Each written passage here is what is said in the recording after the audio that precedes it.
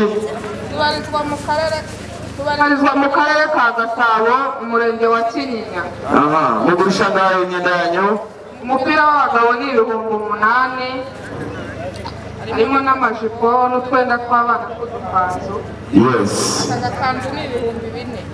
4,000. Akakanzu k'abana bakiri batoya 4,000. Okay.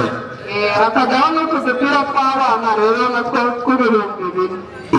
Made in Rwanda cyangwa se Expo yateguwe na Gasabo, akarere ka Gasabo ndetse na uruganda cyangwa se abikorera ku giti cyabo.